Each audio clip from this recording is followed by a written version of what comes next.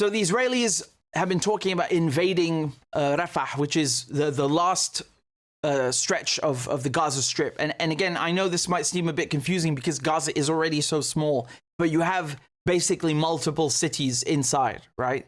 Now, Rafah, you can see, is down here on the border with Egypt. And what's so funny to me, and I can't believe this. I can't believe this. The Israelis have pushed 1.5 million Palestinians all the way south into this tiny piece of land called Rafah in Gaza.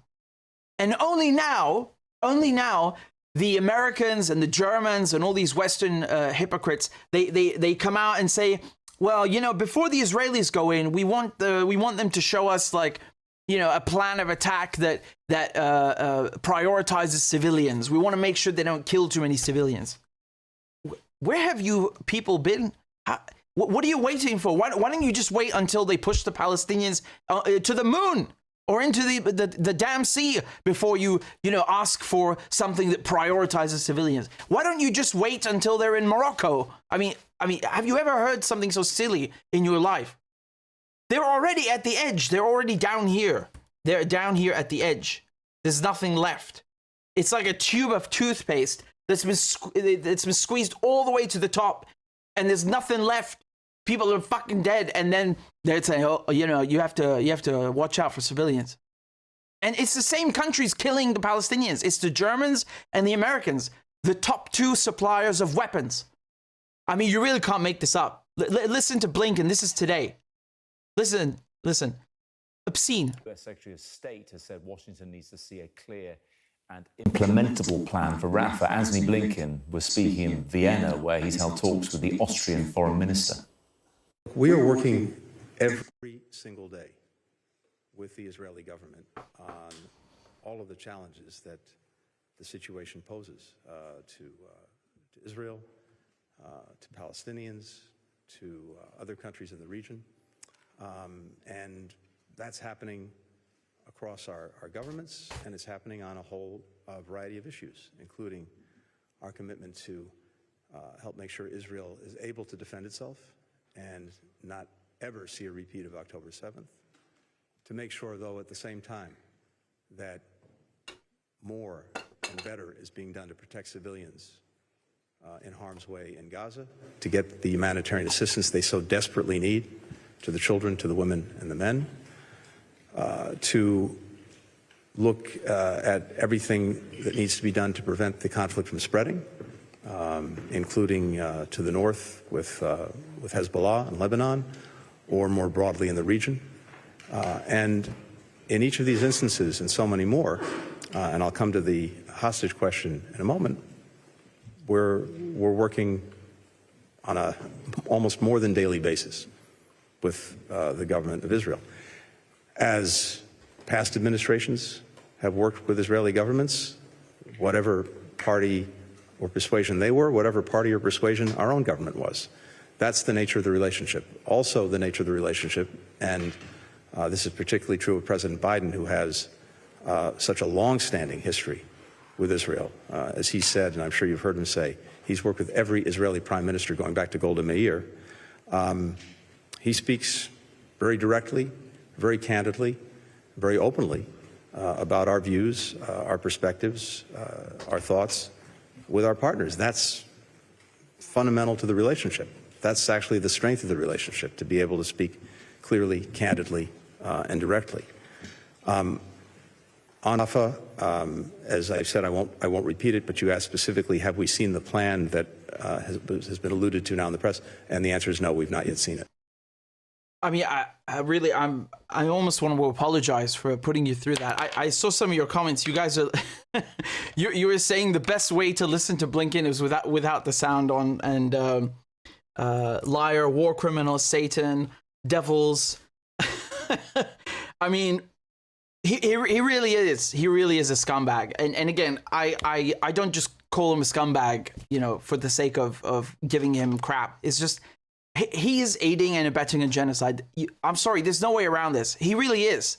He's like the nice face of the genocide in terms of, you know, the so-called diplomat. I don't know what's diplomatic about a genocide, but He's been, according to the press, he's been engaging in beautiful shuttle diplomacy, right? Like as if he's trying to solve cancer or something. Dude, you are aiding and abetting a genocide. There's no two-sided process going on here. He acts like he's some kind of, peacemaker. It's just a slaughter. It's just a slaughter, man. I have seen images that would make you, that you will never forget, and I described them to you earlier. People who are decomposing in the street, covered in maggots. People killed just for waiting for food. Like, what am I supposed to say? Like, I have to list every massacre? I can't, because there are too many, which is the whole point. But, they're waiting for the Israelis to give them a suitable plan. I mean, Jesus, do you know what's so funny here is that the Israelis could take a napkin and write "screw you" on it, give it to the Americans, and the Americans would say, yes, okay. That is how pathetic this entire display is, okay?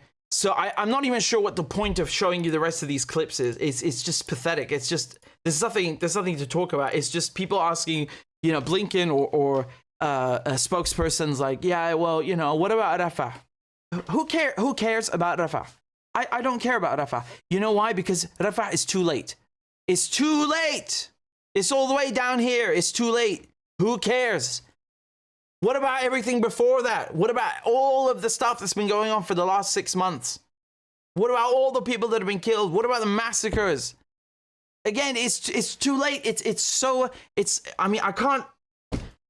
It's like someone is pushing a glass to the edge of, a glass of water to the edge of the table, and it's about to fall, and it's gone tipped over, and they're saying, well, what about the water? It's gone. It's gone. You murdered 30,000 plus people. I actually think it's 40,000. Those are because they haven't counted all the missing people, the decomposing people, the people that they couldn't find, that they know were maybe wounded or killed. I mean, the figures are astronomical. They're astronomical. What about them? You can't bring them back, and you didn't care about helping them, and being the countries that are supplying the weapons. The United States at several points in history, they have basically conditioned their support to the Israelis by saying, if you don't do this, we won't give you the weapons. Okay, they have done this very simple act of conditioning aid several times in history. They have done this. It's true. It's hard to believe today, but they have done it. There's nothing, especially when Blinken says, "Oh, look at Joe Biden. He is such a genocide lover. He's worked with all of the genocidal prime ministers. Back to Golda Meir." Wow. Great. Okay, so you're telling me Biden is loved by the Israelis, right? He has such a close relationship with them. Okay, great. So it should be very easy then for him to tell the Israelis, look, no genocide, or else I'm not giving you weapons. But what did he do for the last 6 months? He gave them the weapons, and he knew there was a genocide. And what makes this even more cringy, and I swear to God, this is so pathetic. You may not have seen this, but I'll show you the clip now, and it's really going to make you cringe, okay? This is Joe Biden about 2 days ago when he was in the Capitol, and he pretends as if he's been caught, like, oh, it's a hot mic moment. A hot mic moment is when a politician is recorded by a camera without knowing, okay? It's called a hot mic. And I just want to show you this clip and how, what a sleazeball he sounds and looks like here. Just take a look at this. I was telling your secretary, I was in Jordan and Israel this weekend, and we just, you got to keep pushing what you're doing. I'm humanitarian stuff and all this stuff. So I told him, baby, show me pieces. I said, baby, you know I should come with you. Sure, just. That might go good. That was good. We'll see you.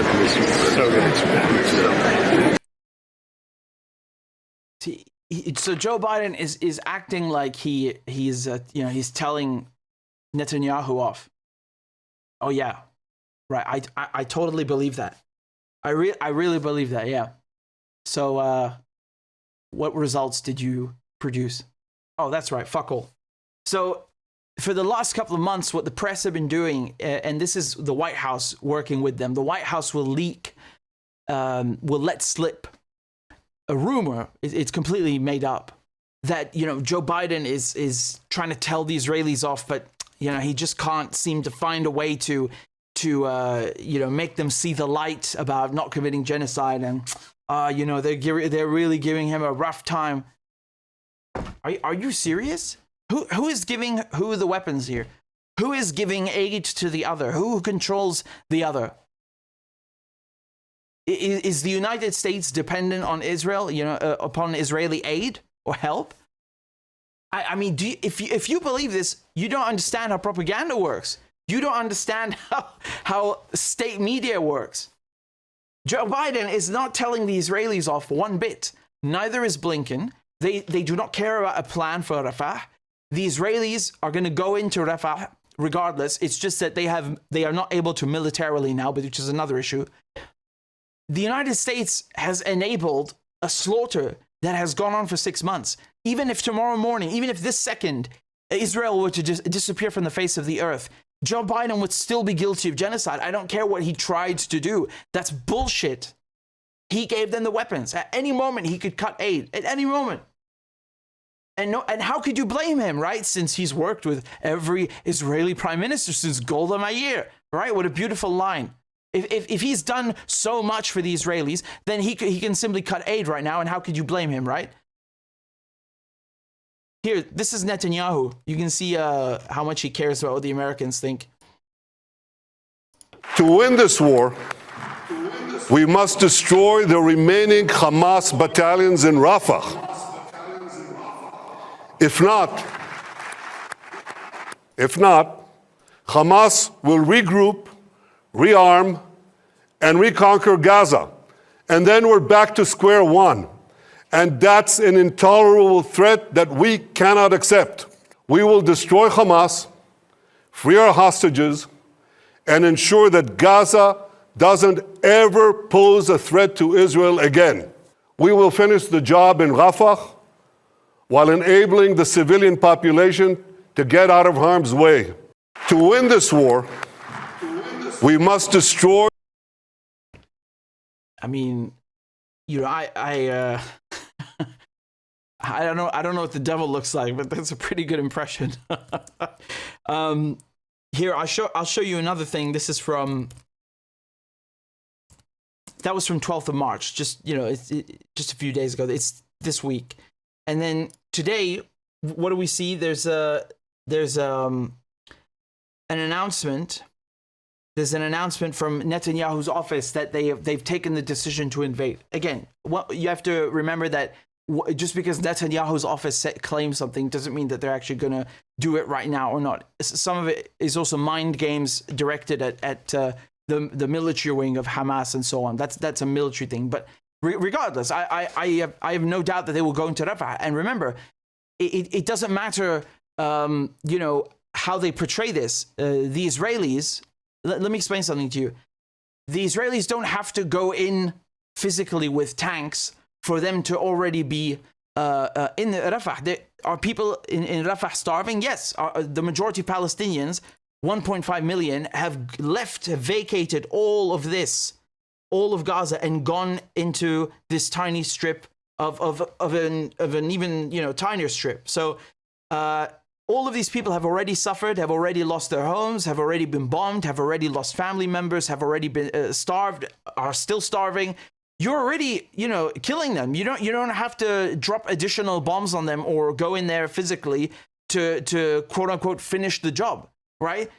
People forget that there are other dimensions to the war, meaning starvation, no water, no food. So this affects everyone in the strip, especially in the north. But again, even in the south, right?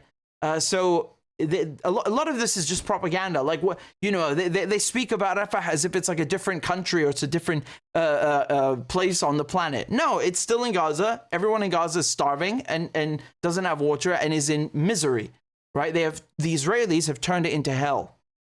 So please, my point here, I'll just close with this, is just ignore all of this crap about how you know, the Americans are trying to tame the Israelis, but the Israelis just won't listen. And, oh, you know, Biden is really trying. Biden is just trying to save his behind because he's trying to get reelected. And he knows that people, you know, especially young people, black people, Arabs, minority groups in America, you know, they want to have him for lunch. And right, you know, rightly so. They should not vote for Biden. Absolutely not. So again, these cheap, you know, PR stunts. Oh God, just horrendous, really horrendous. It's if you can imagine Blinken or Biden sitting down and actually, you know, arguing for anything good in Gaza. I mean, you don't know what's been happening. You've been living under a rock for the last 6 months. They are just as guilty. You know, if there were a trial tomorrow morning, we had a Nuremberg 2.0. I would put Blinken and Biden right next to Netanyahu in the docket. And there is no other way to do it. They're just as culpable. Netanyahu can drop dead and they would still be just as culpable.